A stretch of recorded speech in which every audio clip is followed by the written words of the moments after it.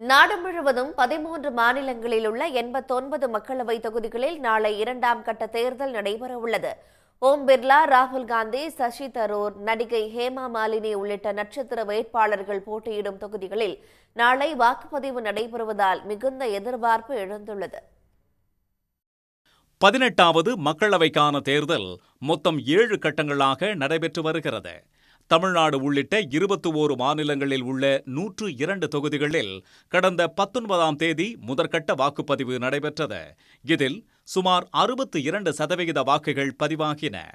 இரண்டாம் கட்ட வாக்குப்பதிவு 13 மாநிலங்களில் உள்ள 89 தொகுதிகளில் நாளை நடைபெற இருக்கிறது. இதற்கான பிரச்சாரம் நேற்று மாலையுடன் ஓய்ந்தது.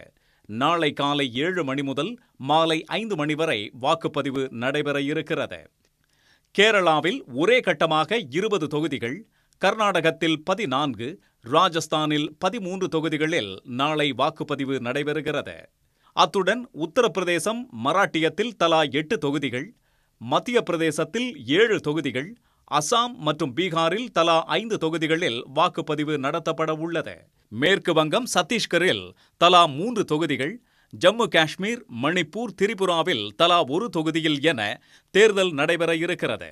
மக்களவை சபாநாயகர் ஓம் பிர்லா 3வது முறையாக களம் காணும் கோட்டா தொகுதி, காங்கிரஸ் வேட்பாளர் ராகுல் காந்தி, இந்திய கம்யூனிஸ்ட் வேட்பாளர் ஆனி ராஜா மோதும் வயநாடு தொகுதியில் நாளை வாக்குப்பதிவு நடைபெறுகிறது. சத்தீஸ்கர் முன்னாள் முதலமைச்சர் பூபேஷ் பாகெல், நடிகை ஹேமா மாலினி, காங்கிரஸ் மூத்த தலைவர் சசி தரூர், ஒன்றிய அமைச்சர் ராஜீவ் சந்திரசேகர் ஆகியோர் போட்டியிடும் தொகுதிகளில் நாளை வாக்குப்பதிவு நடைபெறுவதால் இரண்டாம் கட்ட வாக்குப்பதிவு மிகுந்த எதிர்பார்ப்பை ஏற்படுத்தி உள்ளது.